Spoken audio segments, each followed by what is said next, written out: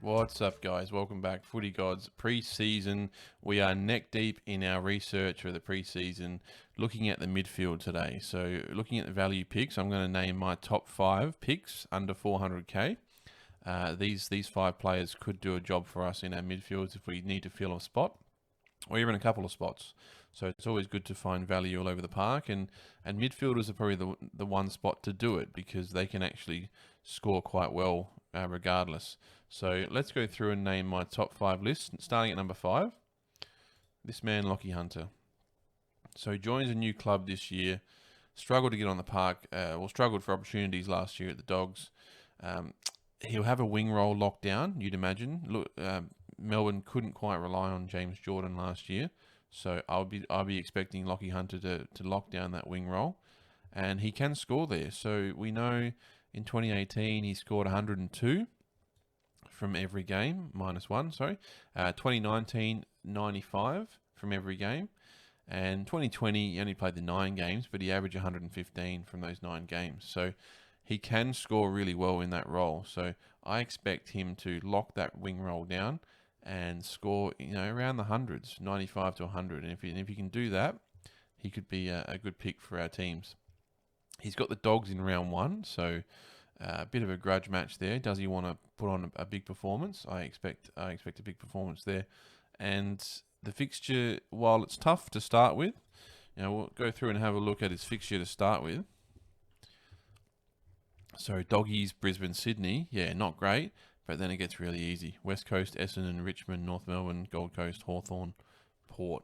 So pretty cruisy for the Carlton, Collingwood. So pretty cruisy for the next 4 to 13 rounds. So he's a really good pick to look at. Is there enough value in his price? He is on the pricier end, 392k. But if he can get 100, then that's great value. Number 4 on my list, Dom Sheed. So, struggled with injury last year. Only managed the 1 game. Price at 332k, so break even at 60. Obviously an experienced player. We can rely on him to win his own ball. Could he be the number 1 midfielder at West Coast? What does their midfield look like? I don't know. Luke Shuey's getting on a bit. Yeah, we have to wait and see there, but he does have a big ceiling. We know he can go big. So in his best year so far, 2019, let's have a look. So 148, biggest score.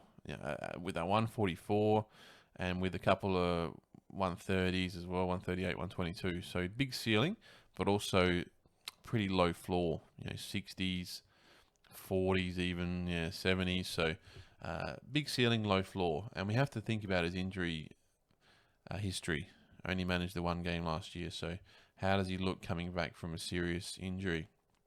And the West Coast have a pretty tough draw. Let's have a look. 2023. Well, tougher draw. So North and Giants, pretty cruisy start. But then Freo, Melbourne, Geelong, Port away, Carlton at home, Richmond away. So pretty tough couple of first months for the Eagles. Number 3 on my list. And actually, this guy is probably tied second with the next person. But Maxi Holmes. Maybe this is my Geelong bias coming through, but you can't help but like how he goes about it. Could he have a breakout year this year? So in the back half of 2022, Chris Scott used him a lot more in the midfield and on the wing, and he averaged 94, including finals as well. So he played really well up to the prelim, and obviously injured himself in the prelim, missed out in the grand final. But could prove that he could score in the pointy end of the season. So 94 from his last 6, really impressive. What does his role look like? So obviously that's the big one we have to monitor in the preseason. Is he playing that midfield role, outside role? Injury history, yep, he's got a bit of a soft tissue history. So we got to think about that. But look at his fixture. Have a look at the fixture for Geelong in the first sort of half of the year. It's pretty crazy. So Collingwood, Carlton, Gold Coast, Hawthorn, West Coast, Sydney at home, Essendon, Adelaide, Richmond at the G. So his first 9 games, even 10 or 11 games, excuse me, really good. Really good. So could he break out this year? Averaged 65 in the end, I believe, last year. But like we said, averaged the 94 when he did have a bit more accountability in the midfield. So one to watch, I think, for me. Tied second with this man, James Worpel. So the upside on this pick is huge. So we know what Warps can do. Went massive in his second year of league footy, I believe. Yep, won the best and fairest, averaged 97. Had a massive ceiling as well. 140s he's pumping out in the back half of the year. So upside is huge with this pick. Really cheap as well. Cheapest on this list, which is pretty crazy. What does the role look like?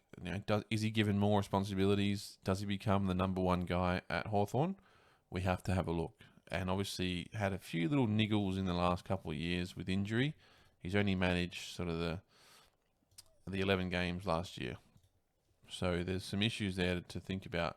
That's why I'm putting him tied second with Maxi Holmes. I really like Maxi Holmes. Number one, guys. You know who's coming. Jacob Hopper. So pretty popular pick in 50% of teams. So the word's out, but I think we should really consider starting with this man. His scoring consistency is really good. So it was a 3-year trot between 2019 and 2021 where he averaged 90 plus. And yeah, not a massive, 130 ceiling, 137 ceiling. So the ceiling's pretty good, but he's pretty consistent. So he doesn't really drop too many stinkers in there. Yeah, 67, 57, but they're probably about as bad as it gets. And they're pretty rare. So really consistent.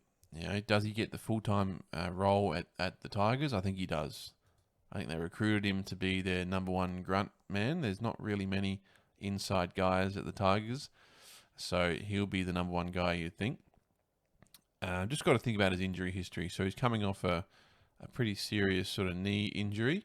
So that's obviously a bit of a red flag, but by all accounts, he's flying and will be a great pick at his price, $332K. But I think Hopper, Worpel, and Holmes are pretty close together in terms of what they can achieve this year. So really bullish on those three picks.